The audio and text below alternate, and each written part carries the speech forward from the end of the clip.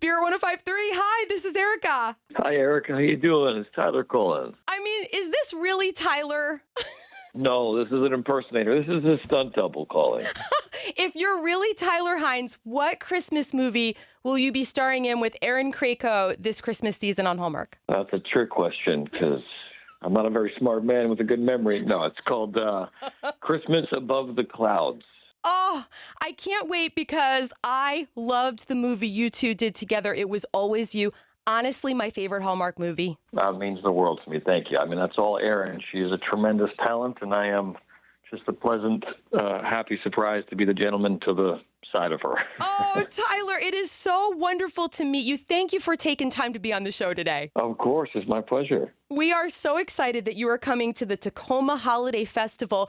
It says right here that you're going to be bringing your signature charm. What does that mean, and what can we expect? Well, it's not very pretty. I'll start there. But I will do my best to, say hello to folks and spend time. This will be my first time kind of doing this kind of thing. I've done conventions and appearances and sorts, but I don't quite know what to expect. But I know that I'll be there, and I know that it's these kinds of little gatherings that I do adore, and I love hearing stories of people's lives and how these movies meet them and what they mean to them. So I'm grateful to go along, and we'll find out what it's like. That's so cool. Let's talk about the fans. I'm definitely one of them. I mean, we are in our living rooms with you all through the Christmas season in our festive pajamas, but actually walking with you when it's snowing down a street that's lit up with Christmas lights, or sitting beside you on the couch when you break up with somebody. What is it like knowing you're making that kind of connection? Well, I have so many folks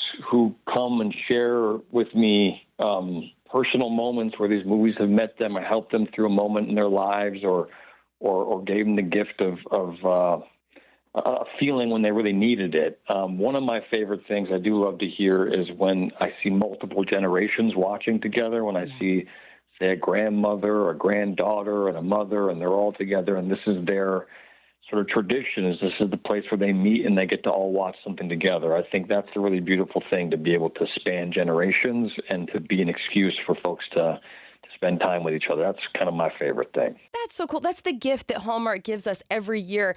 And then, of course, you guys are making the cookies. By the way, are you eating those cookies? What do you mean, in the movies? Yeah, are you talking about when we do this appearance? Oh, in the movies? Yeah, no, of course. I have to eat cookie after cookie after cookie after take. It's a problem. And by the end of it, you just hate cookies. This is my job. These are the hazards that come with my profession. That's awesome. So the cookies, you've got the snow and the snowball fights and the log cabins. Like, what's your favorite thing about making a Hallmark Christmas movie aesthetically? Oh, in terms of like aesthetics, yeah. Christmas is a special thing. I've found myself in this Christmas Groundhog Day, where every year I get to experience Christmas all year long. We make the movies usually in the summertime, and then we promote the movies in the fall. And so my Christmas starts usually about somewhere in August, and then it stretches all the way to January 1st. Oh, wow. That's so fun. I would love that problem. What's your favorite Christmas memory as a kid growing up? I just remember how hard it was to fall asleep. My mother is French, and they celebrate Christmas on Christmas Eve.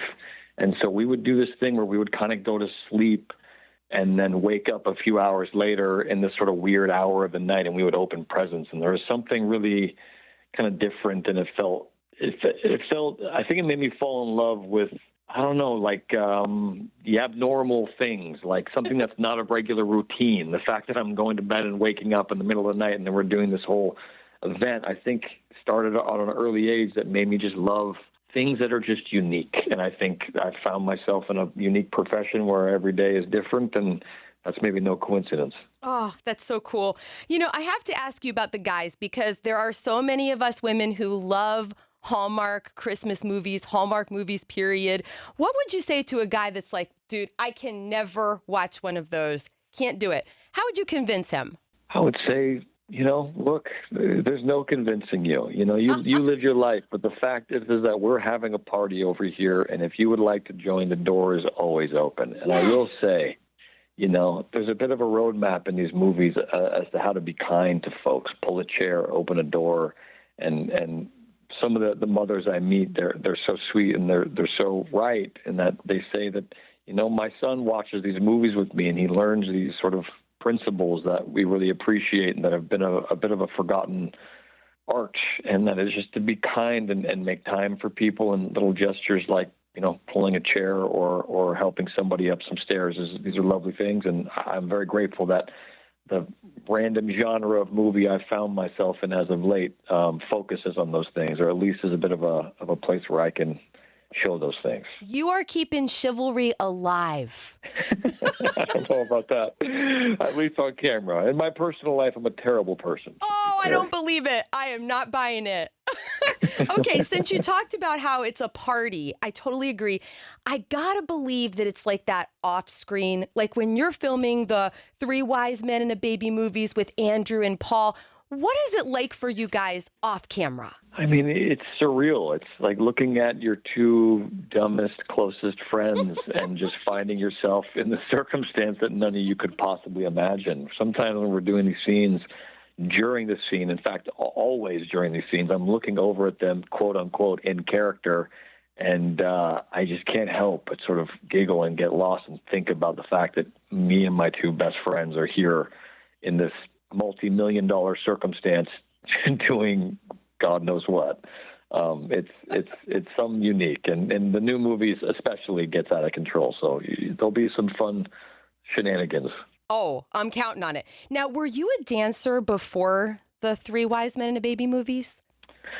I'm still not a dancer now after the Three Wise Men and a Baby movies. Was that not clear in our dance? I love it. It's so fun because I'm also not a dancer. Well, we made it very easy. We set the bar nice and low for anybody who is or is not a dancer, so that next to us, you will look great. Oh, fantastic. All right, I got to admit, my head is still in the clouds. The Christmas clouds, of course. Let's talk a little bit more about Christmas Above the Clouds. This is a modern take on A Christmas Carol, one of my favorite stories. I'm really looking forward to seeing this on November 8th on the Hallmark Channel. What do you look forward to, like when a movie comes out, especially this one? I'm really looking forward to people being able to see Erin Krakow really just shine as an artist and as a human being. I know for me, I signed on to this movie simply because selfishly I wanted to see her play this part up close. I think it's really dynamic. It's really fun. It's a unique sort of experience told through a familiar story. And I think I'm just a big fan and grateful to be able to be in her company. So I think people are going to really look forward to just seeing Erin shine as the star that she is. Wow, that is so cool. I'm a big Hardy. And if you're like, wait, what's a Hardy? That's a person who really loves the Hallmark show When Calls the Heart. Highly recommend it. It's awesome. I'm wondering, what is Erin like off camera when you guys are having a cup of coffee and just relaxing and talking as friends? What is she like? Her and I...